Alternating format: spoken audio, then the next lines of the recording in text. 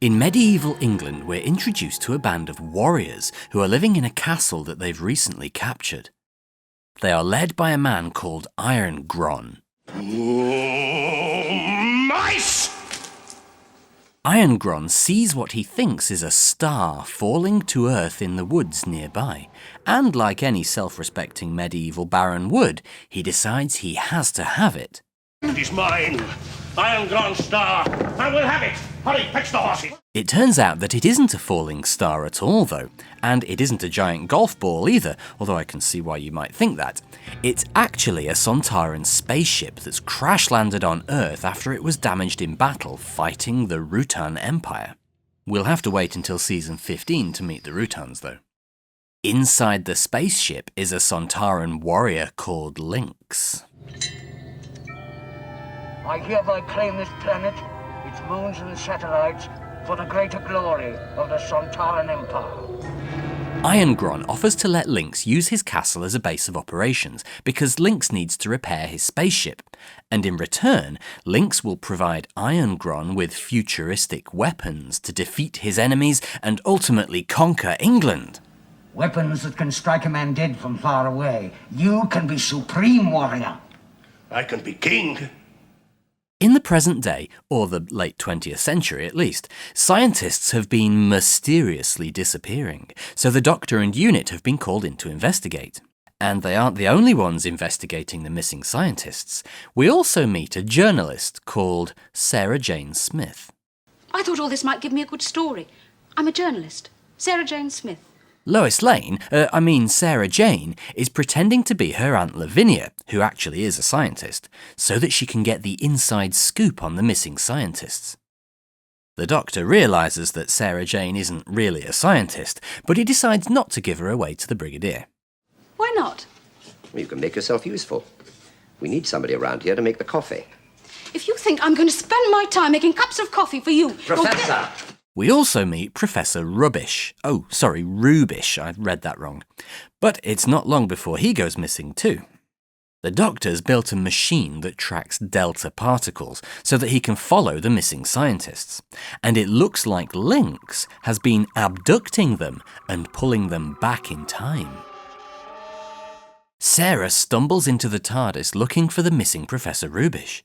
And she's still in there when the Doctor follows the delta particle trail back to 𝗺𝗀𝗀𝗀𝗀's castle in the Middle Ages.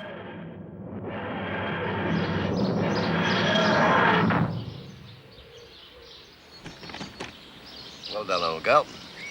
Absolutely on target. For once. 𝗃𝗀𝗀𝗀𝗀 needs equipment and scientists to help him repair his ship, but his own equipment will only allow him to take scientists from as far ahead as the 20th century. 𝗃𝗀𝗀𝗀 has hypnotized the scientists, and he's forcing them to repair his ship.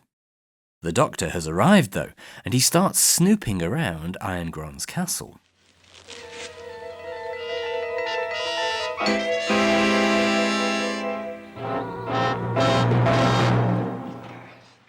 Sarah has also arrived in the TARDIS, and she quickly gets captured by 𝗺𝗀𝗀𝗀𝗀. Of course, she thinks this is all an elaborate hoax.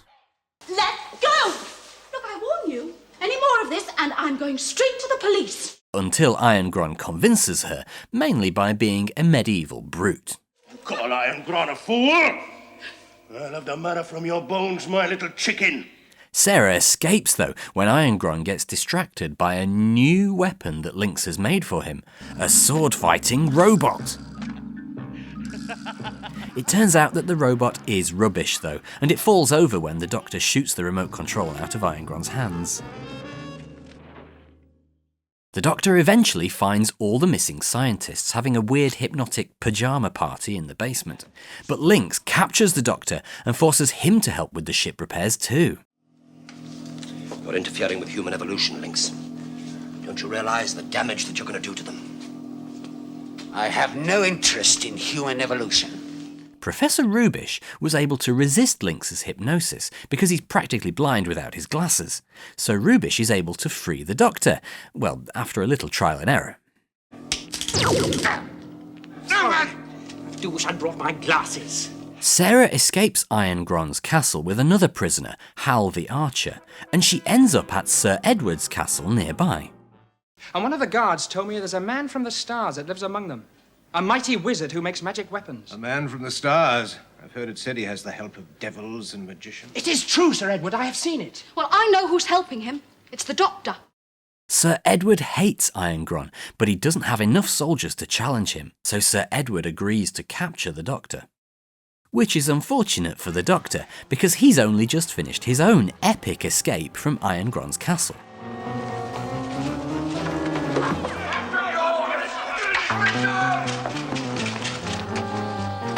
When he gets captured by Sir Edward's men. Let's get him out of here. The Doctor agrees to help Sir Edward fight against 𝗂𝗏𝗀, and he convinces Sarah Jane that he's not actually a bad guy. I'm a Time Lord. A Time Lord? Yeah, that's right. And my people are very keen to stamp out unlicensed time travel. You can look upon them as galactic ticket inspectors, if you like. 𝗂𝗏𝗀 decides to attack Sir Edward's castle with his new guns. But the Doctor is able to scare them away with some homemade stink bombs.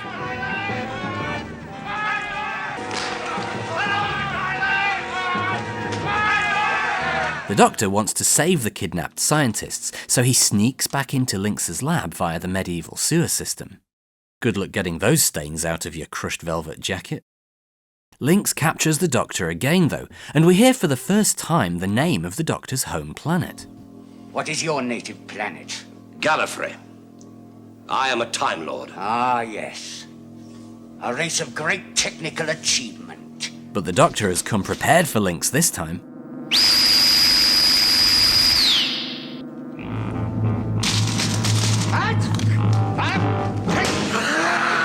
Yeah, I didn't really think that through, did he? Now, fortunately, Lynx has one key weakness. You can only be stunned by a blow on the probic vent. That small hole at the back of your neck. We're calling that a neck, are we? Professor 𝗵𝗃 has made himself a monocle, and once he hears about Lynx's weakness...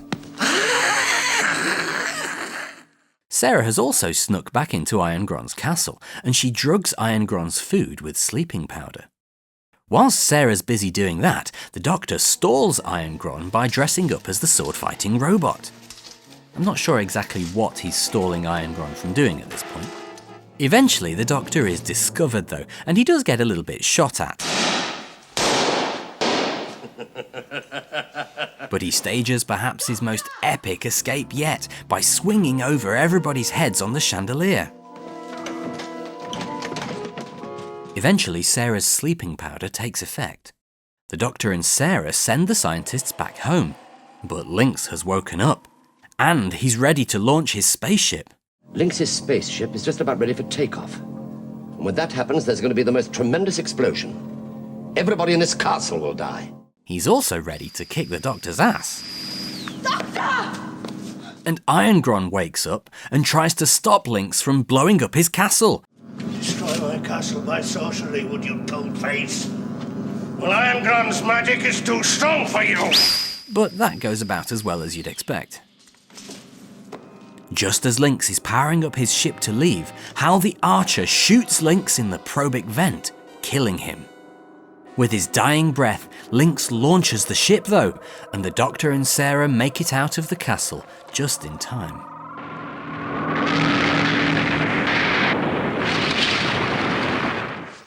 Goodbye. Goodbye. You are truly a great magician, Doctor. To tell you the truth, Hal, I'm not a magician at all. I'm not so sure about that.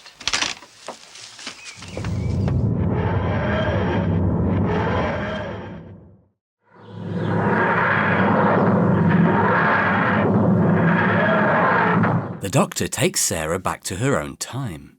Give or take a few weeks. It's not the 19th century or the 21st. My dear Sarah, you are perfectly safe. But London has been abandoned. Apart from a few looters scavenging the empty buildings.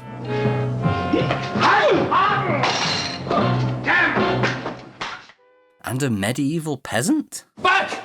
Back, accursed wizard! Wizard? And a pterodactyl.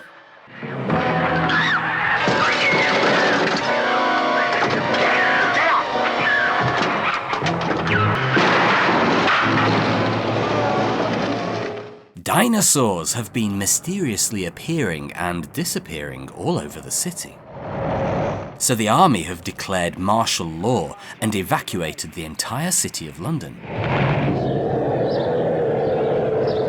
The Doctor and Sarah steal a van, but they get arrested for being looters, and they almost get put in jail.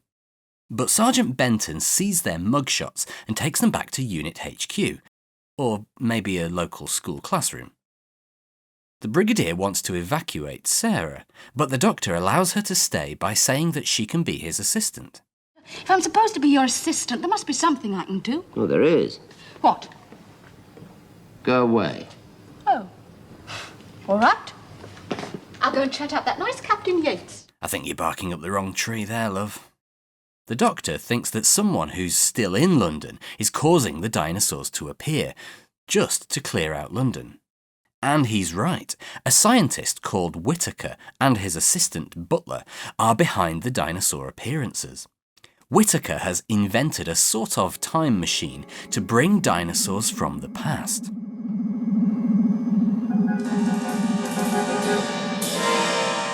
Whittaker is fed up with modern society, all the pollution and greed, so he's going to use his machine to roll back the entire Earth to an earlier time, before humans ever existed.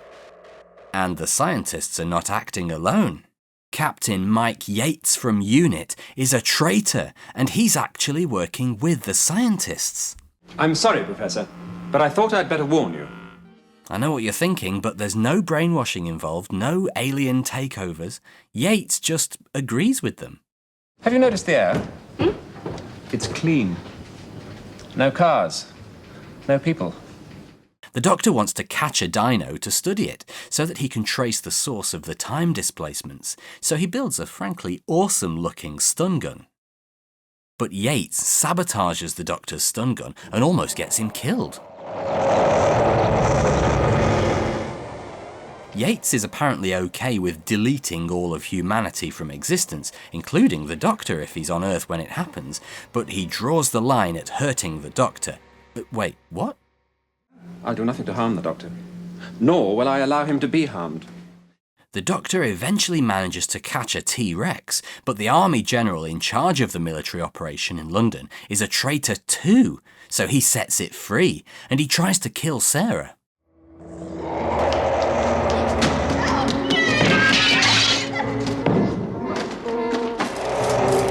Sarah is rescued by the Doctor, though.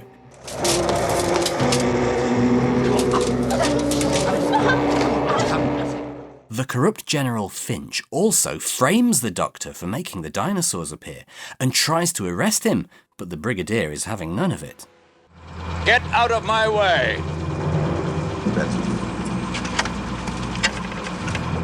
You realize this is mutiny? There's no question of mutiny, sir.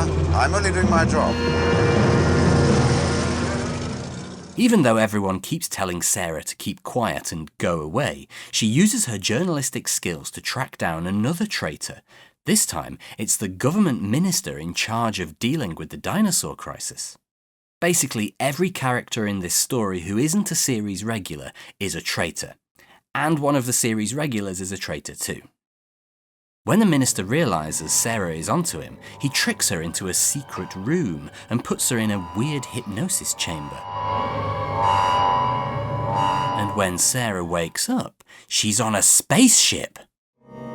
Planet? Spaceship? What are you talking about? We left Earth 3 months ago.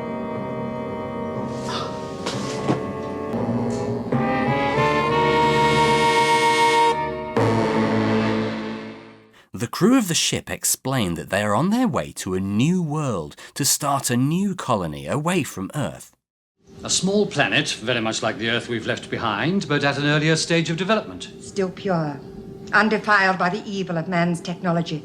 Air that is still clean to breathe. Simple pastoral people, innocent and unspoiled. You've got a warped view of things. Since Sarah disagrees with them that humanity has turned evil, they put her in an Orwellian re-education centre. Ever since the dawn of the Industrial Revolution, man has continued to pollute the planet which until now has been his only home. Sarah is convinced that this spaceship is all a hoax though, and I'm guessing she'd rather die than be forced to watch a 1970s BBC documentary about the environment on a loop. So she steps out of the airlock and finds herself back in London. The spaceship is actually just part of 𝗃𝗃𝗀𝗀 secret underground lab complex, and the crew have been tricked into thinking that they're going to a new planet. When 𝗃𝗃𝗀𝗀 resets the Earth, anyone in the area around the machine will be safe, which is why he needs London to be empty. And then he plans to start society again with his spaceship crew, and they'll think that they are on another planet all along. And when the experiment is over, the colonists and their spaceship will be able to emerge onto their new Earth. 𝗃𝗃𝗀𝗀 puts the final stage of his plan into operation and summons loads of dinosaurs to make sure London is properly empty.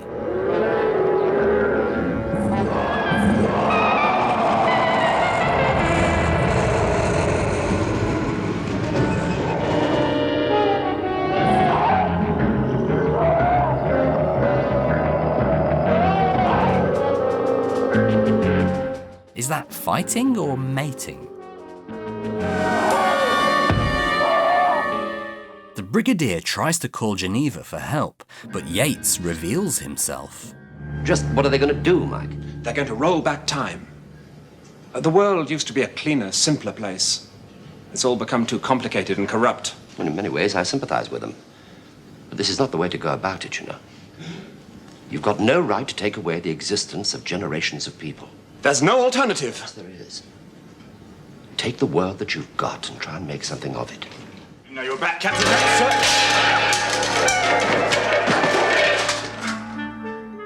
The corrupt General Finch orders all soldiers to retreat out of the city, but the Doctor has built a new time travel detector, which I think might double as a bong.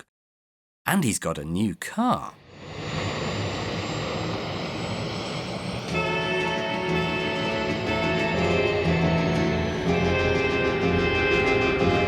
With Sarah's help, the Doctor and the Brigadier find their way down to the London Underground and the hidden entrance to 𝗃𝗃𝗀𝗀𝗀's secret lab. Although there are a few dinos down there too.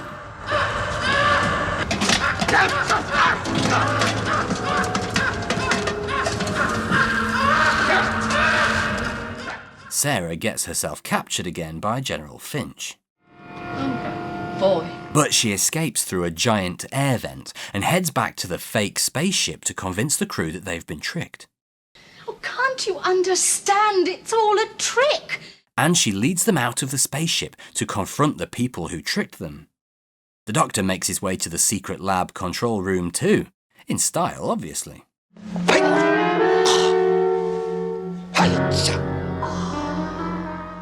Just as 𝗃𝗃𝗀𝗀𝗀 pulls the lever to start time reversing.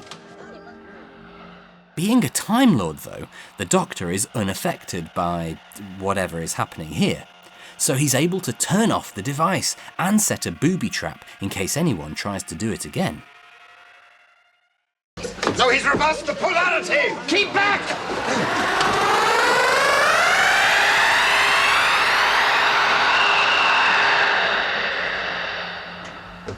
Where have they gone? Back to their golden age. And I hope they like it. So all that remains is for someone to deal with General Finch.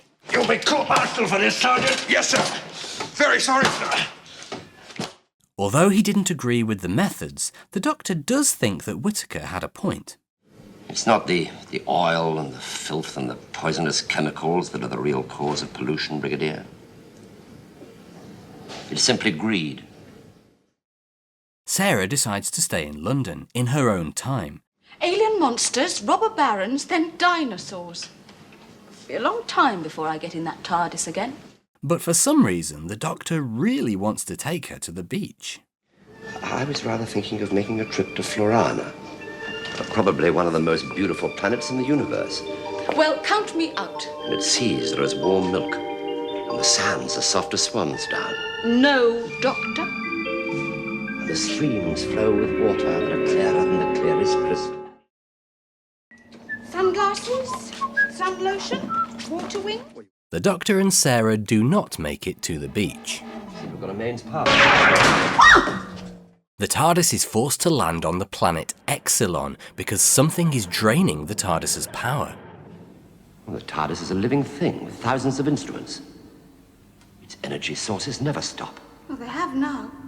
After opening the doors with a good old-fashioned crank handle, the Doctor heads outside to investigate. After Sarah's changed out of her swimsuit, of course. You won't go away, will you? After the Doctor promises he won't wander off, he immediately wanders off. Maybe he's not interested in Sarah when she's fully dressed. The Doctor gets attacked and captured by some of the primitive local 𝗚, though. Sarah gets attacked in the TARDIS too, but she manages to beat it off with a crank handle. After being marched around the planet a bit, the Doctor remembers that he knows 𝗃𝗁𝗄𝐶𝗃 and 𝗃𝗃𝗃, and he's able to escape. But then he almost gets squished by a boulder, and attacked again by a group of humans from the Marine Space Corps. The humans are quite friendly though, they just mistook the Doctor for an 𝗚, which doesn't say much for the Doctor's skincare regime. A plague has been sweeping the galaxy, killing millions of humans, and the cure, a substance called perineum, can be found here on the planet 𝗚. So these, shall we call them Space Marines? No, that doesn't really suit them. These space folk have been sent here to mine the perineum, which is not a euphemism. Unfortunately, their ship has had all its power drained too, and then another ship is forced to land nearby.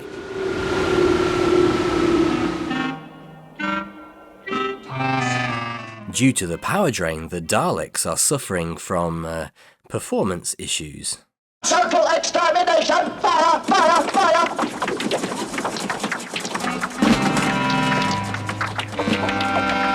Their guns don't work, but the rest of their technology does? No, they move by psychokinetic power. Psychokinetic? The Daleks can move things with their minds? Surprised they don't do that more often. The Daleks came here also looking for perineum, so that they can blackmail all the planets suffering from the plague. They don't mention this to the humans though, so the Daleks and the humans agree to work together to find a way off the planet 𝗚. My father was killed in the last Dalek war, sir. I hate the thought of working with them. Sarah has been wandering around the planet looking for the Doctor, and she finds a giant citadel. But the 𝗚 don't like people going near their sacred city. The Doctor Dalek human coalition get attacked by 𝗚s.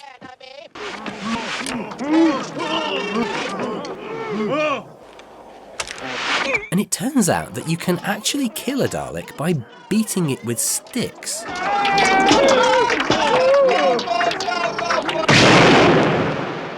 Eventually everyone gets captured though, and they are taken to the 𝗚's underground home, where they are preparing Sarah as a sacrifice, mainly by getting her really high. The Doctor clearly has a strict no drugs policy in the TARDIS though, so he attacks all the 𝗚s. It goes badly for him, but he does manage to stop the sacrifice ritual. The human leader dies of his injuries, which puts a human called Galloway in charge.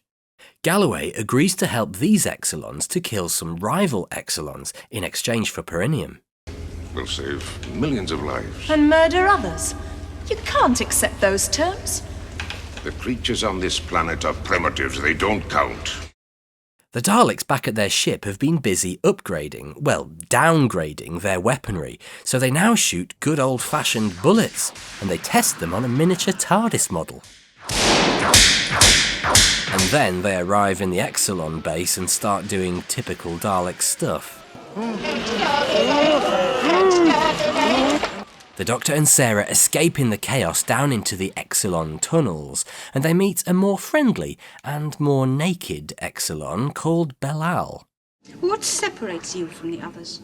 Clothes? Belial is part of a different 𝗚 group, and he explains that the ancient 𝗚s were very technologically advanced, and they built a great citadel which was so advanced that it became sentient, and it turned on its creators. Our people had created a monster. They tried to destroy it. Instead, it destroyed them and drove out the survivors. And the Citadel's defense systems are still active, like this giant underground vacuum cleaner? Oh, good shot, sir. Deadly giant underground vacuum cleaner.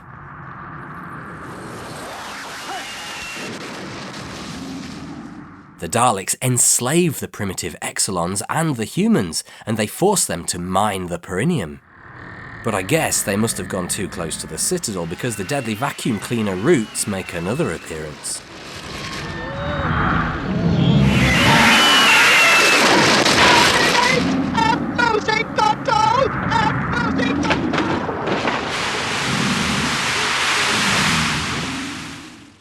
The Doctor heads to the Citadel to stop the power drain, and he tells Sarah to go and load up the Earthship with perineum. You just don't want to be lumbered with me. Sarah, if that Earth rocket doesn't get away from here, millions of people are going to die. Sarah helps one of the humans to escape from the Daleks, and they swap the Daleks' perineum for bags of sand. The Dalek in charge realises that he's lost a prisoner and has some sort of mental breakdown. Human female has escaped. I have failed. Self-destruct. I have failed. Destruct. I have failed. Destruct.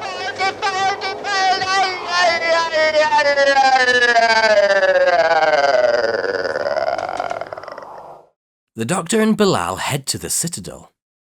Oh, that must be one of the 700 wonders of the universe. Inside, they have to solve a series of intelligence tests to progress further into the city. Tests like this maze, which frankly a 5-year-old could probably manage. Yes? I think we've got it. No, you've definitely got it. I can see the exit right there. The Daleks are in the city too, though, and they use their computer eye to solve the puzzles. Computer eye indicates the symbols provide a simple logic test. Other intelligence tests, and I use the word intelligence quite wrongly, include this floor, which seems to electrocute you if you stand on the red bits. Apparently the sonic screwdriver isn't affected by the power drain. The Daleks obviously can't play hopscotch, so they just shoot the floor. Since they're not really into puzzles that require arms and legs, the Daleks have a backup plan to destroy the Citadel. They send a couple of humans to climb up to the top to blow up the city's beacon with some bombs. The sneaky human Galloway keeps a bomb for himself, though. Eventually, the Doctor reaches the centre of the Citadel, and he begins to reprogram the city's brain so that it kills itself, which is a bit harsh when you think about it. The city tries to fight back by creating Exelon zombies. But the Daleks deal with them. Assist! Exelon mutants must be exterminated!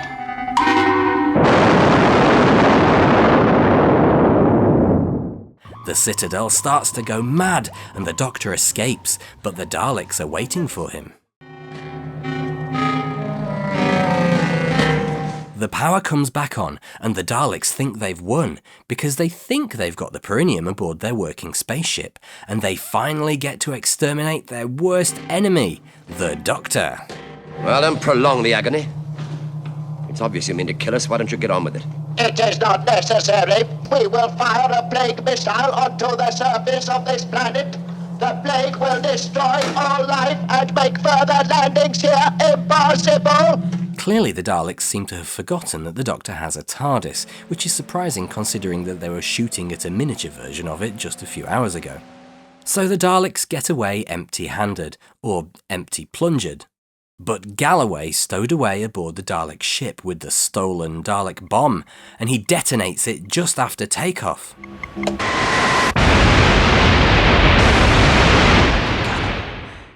Look at the city!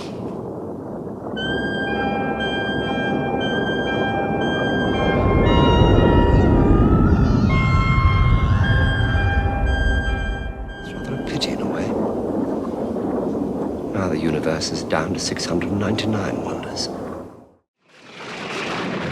The Doctor takes Sarah to Peladon because he wants to visit his old friend King Peladon, who we met back in Season 9 when the Doctor had almost exactly the same adventure as this one. Predictably, they've arrived 50 years too late, though. The king is dead, and Peladon is now ruled by his daughter, Queen Thalira. But I've heard stories of the Doctor, ever since I was a child. Fortunately, Alpha Centauri is still a Federation ambassador on Peladon. I believe that human beings sometimes find the appearance of my species rather frightening. That's not the word I would use. Alpha recognises the Doctor and convinces the Queen that the Doctor is friendly. All these years, and you haven't changed a bit! Neither of you, my dear fella. A touch of grey around the tentacles, perhaps, but still the same old Alpha. Peladon is now a member of the Galactic Federation, which they were trying to join in the last Peladon story. But the Galactic Federation is at war with Galaxy 5, and Peladon has a mineral that's essential for the war effort, a mineral called 𝗵𝗃𝗁𝗀. It's made from 𝗵𝗃𝗁𝗀, which can only be found on the planet Mars. We'll just ignore that bit from the last Peladon story. The miners on Peladon have been working hard to provide the 𝗵𝗃𝗁𝗀 to the Federation. In fact, they've been overworked and underpaid, and they are ready to revolt. They don't need us! The Federation will import alien workers and mine the ore with their new machines.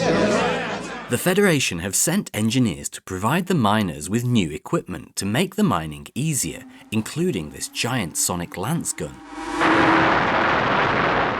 But the miners are suspicious of the Federation and its technology, and to make matters worse, the spirit of Peladon's god, 𝗚𝗚 is appearing and killing people. The Queen's advisor, 𝗚 is part of the upper ruling class on Peladon, and he thinks that the rebellious miners should be forced to work. You see, Your Majesty, already the rebellion has begun. This is what comes of softness with the common people. He also doesn't really respect the Queen's authority, probably because he's quite sexist.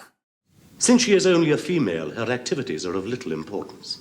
Of course, the Doctor wants to see a fairer society on Peladon. You've got to convince your people that the Federation means a better way of life for everybody. Not just for a few nobles at court. And Sarah sets the Queen straight about women's lib. And what's that? Women's liberation, Your Majesty. On Earth, it means, well, very briefly, it means that we women don't let men push us around. The Doctor also starts to investigate 𝗚𝗚's deadly appearances. The investigation doesn't go smoothly, though. He gets a cave collapsed on him.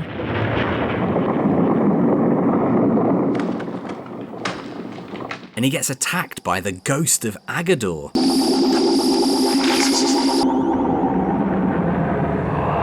He gets locked in a dungeon at one point. And of course there's a gratuitous amount of Venusian Aikido. Eventually, 𝗚 accuses the Doctor of colluding with the rebel miners and throws him into a pit. And in the pit is 𝗚𝗚. This is the cuddly monster from the previous Peladon story, and the Doctor is able to make friends with 𝗚𝗚 by serenading him with Venusian lullabies, just like he did before. Haroon, Haroon, Haroon, Haroon. Also on Peladon is a human engineer called 𝗚𝗚cie, who is overseeing the 𝗵𝗃𝗁𝗀 mining and distribution to the Federation. Our whole technology is based on it.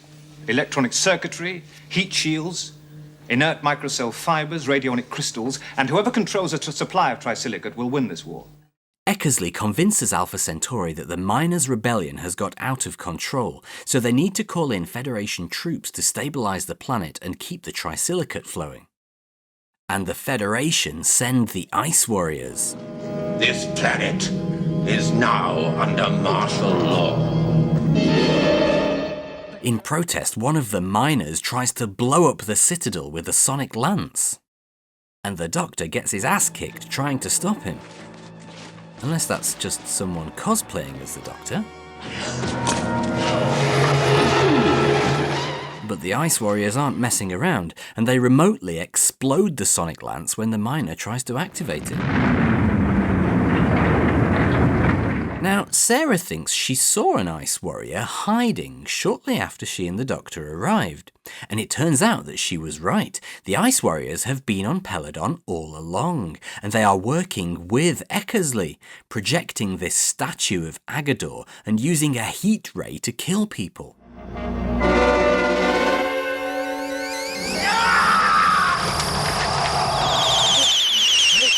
These Ice Warriors are an independent group, not affiliated with the Ice Warrior government or the Federation, but they are pretending to be the Federation troops that Alpha Centauri called for. I think you have realized that your only chance of survival lies in full cooperation. They want to start a civil war on Peladon to justify taking over the planet, and then they're going to sell the Tri-Silicate to Galaxy 5 instead of the Federation. I'll get a percentage of all the Tri-Silicate mined on Peladon, just to make me the richest and the most powerful man in the galaxy. Most powerful? Yes, Your Majesty. When the Ice Warriors have won, I shall be ruler of Earth. The Ice Warriors force the miners to get back to work, but the different factions on Peladon rally together against them. The Doctor, the miners, the nobles, the Queen and her guards all work together to take back Peladon. The miners beat up some Ice Warriors. Ortron sacrifices his life to help the Queen escape.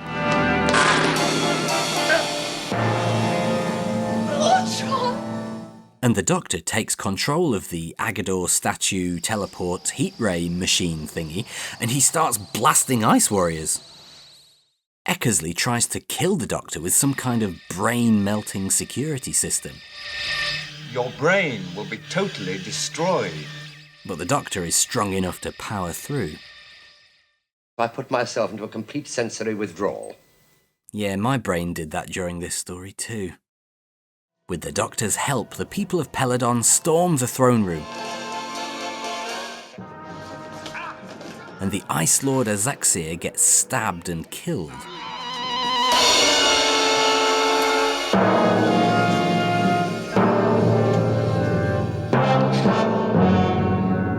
𝗂𝘂𝘃𝘀𝘀 takes the Queen as a hostage though, and he tries to get to a spaceship to escape, but the Doctor gets Agador to follow his scent.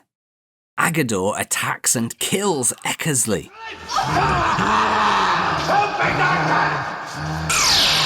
But gets shot and killed in the process.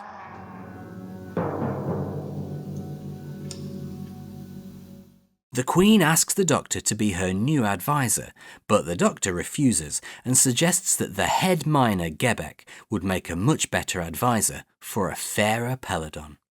The Doctor and Sarah say their goodbyes and head to the TARDIS, and the Doctor promises to take Sarah home. You're sure you don't want to stay and take the job, Doctor? In you get, Sarah.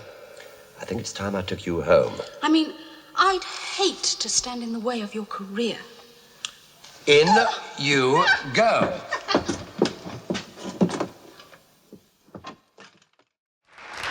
The Doctor and the Brigadier are on a lads' night out, where they find a genuinely psychic man called Professor Clegg, who either has a giant bow tie or a really small head. Your powers may seem to be extraordinary, but I assure you that they lie dormant in everyone. They're perfectly natural.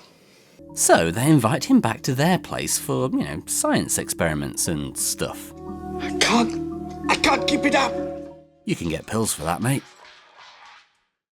During these psychic experiments, by pure coincidence, a parcel arrives from Jo Grant.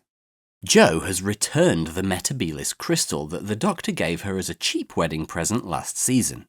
We haven't found our toadstool yet, and we're not likely to if I don't get rid of this crystal.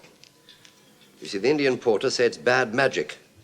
Like it goes or they go. Elsewhere in the English countryside, Mike Yates is at a Buddhist meditation retreat, doing some soul-searching after he got kicked out of unit for, trying to kill everyone with dinosaurs. Some of the other men at the retreat, however, are performing forbidden rituals and summoning up something otherworldly. So Yates calls in Sarah Jane to investigate, because it would be far too awkward for him to directly contact the Brigadier or the Doctor.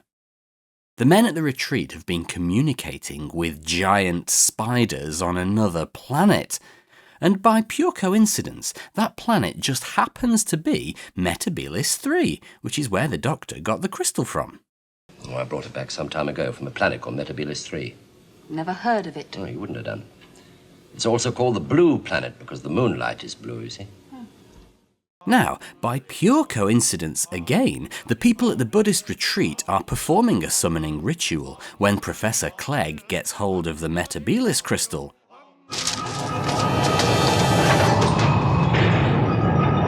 He sees visions of giant spiders, and then he dies.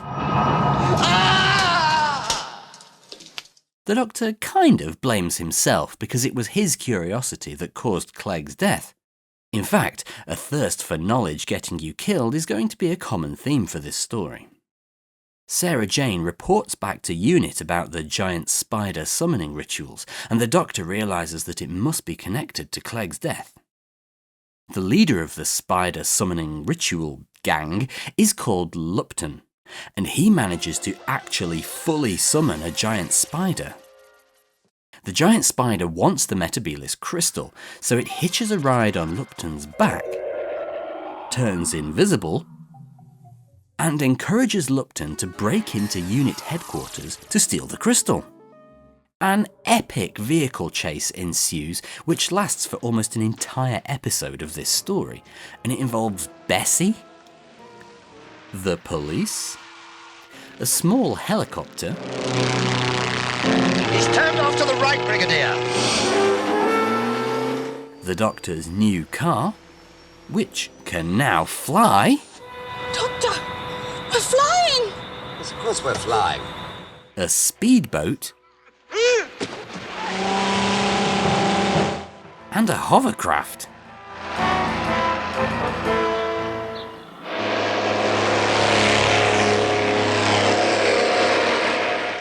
After that massive chase, the spider on Lupton's back remembers that it can teleport. So after all that vehicle stuff, Lupton escapes by simply teleporting away. I wonder why it didn't do that to start with. Now, by pure coincidence, again, it turns out that this particular crystal that the Doctor took from 𝗵𝗫𝗀𝘀 just happens to be the one last perfect crystal of power, and the spiders want it because it will give them enough power to take over the Earth. That is why she requires the crystal. We shall return to our rightful home, Earth, as rulers. Lupton wants to take over the Earth himself, though, mainly because he hates going to work, which makes him probably the most relatable villain in all of Doctor Who. Picture me, bright young salesman.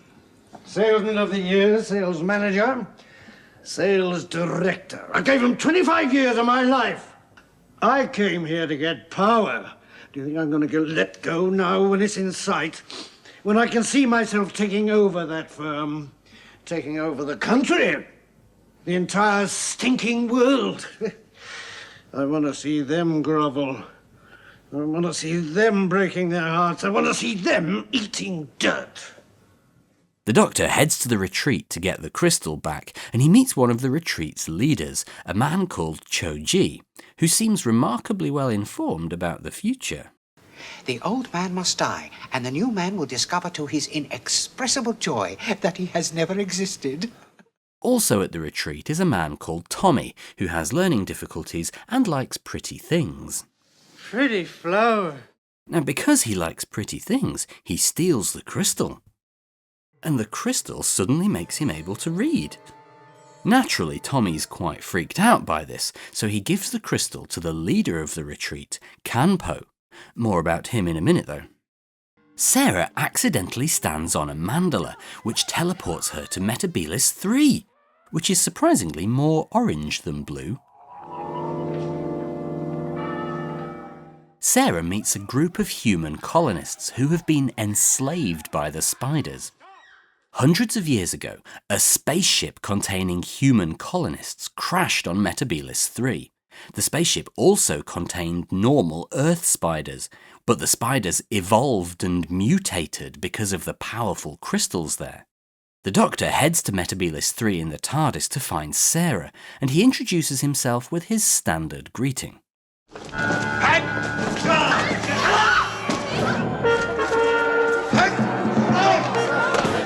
The Doctor shows the humans how to protect themselves from the spider's zap weapon by strapping stones to their heads.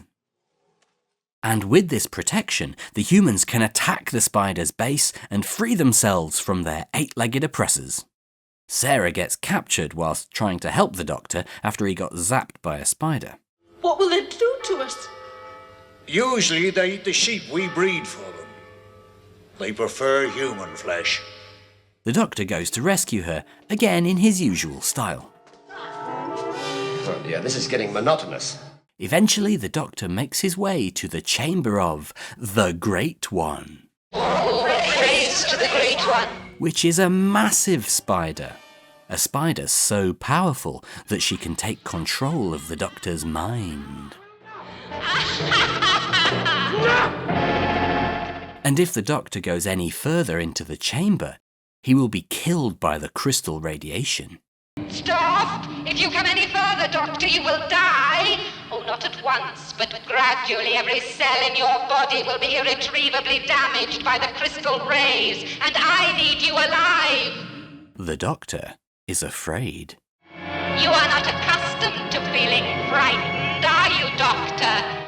The Great One lets the Doctor go, though, and demands that he fetch the crystal for her. The Doctor finds Sarah, and they head back to Earth in the TARDIS to see the retreat's leader, 𝗀𝗄, who is actually a Time Lord. Yes, he was my teacher. My guru, if you like. Oh, no. Don't tell me you're a Time Lord, too. I am. 𝗀𝗄 explains that the Doctor must return the crystal that he found. Found? Well, perhaps stole might be a better word. The Doctor must face his fear of the Great One and make things right, even though it will kill him. But then Sarah goes crazy because she's actually had the Spider Queen controlling her mind ever since she was captured. Good grief. The Doctor uses the crystal to kill the Spider Queen, though. I prefer to catch them in a glass and put them outside. While all this has been going on, outside the room, Tommy has been holding back more people who are under the spider's control. But their zap attacks don't work on Tommy because of his innocence. Mike Yates gets zapped too, but he's protected by his compassion. His compassion protected him. Eventually they get through though, and 𝗀𝗄 sacrifices himself to let the Doctor escape back to the TARDIS. 𝗀𝗄 gets zapped and killed, implying, I suppose, that 𝗀𝗄 is neither innocent nor compassionate. However, 𝗀𝗄 is a Time Lord, and we hear the word regeneration for the first time, as 𝗀𝗄 regenerates into 𝗀𝗄, who it turns out was just a projection of 𝗀𝗄 all along. I am not dying, merely regenerating. The Doctor arrives back on 𝗃𝗏𝗄 3 just as the human attack on the spider base fails. And Lupton gets killed when he threatens to squish one of the spiders.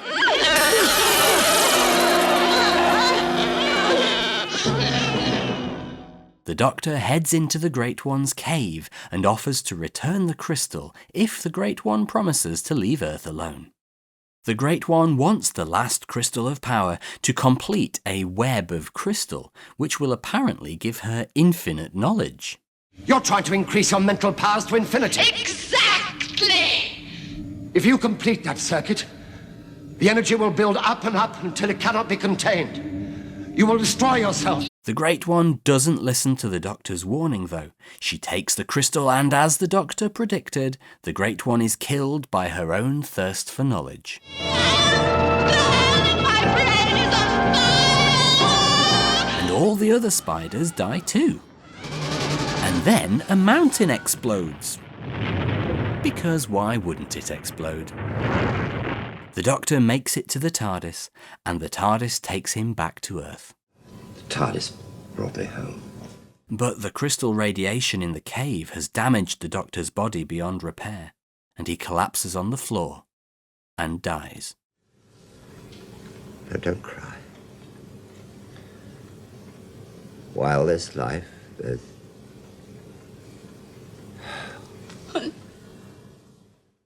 But 𝗀𝗄 appears and helps the Doctor to regenerate his body. I will give the process a little push and the cells will regenerate. He will become a new man. Look, Brigadier, look! I think it's starting. Well, here we go again.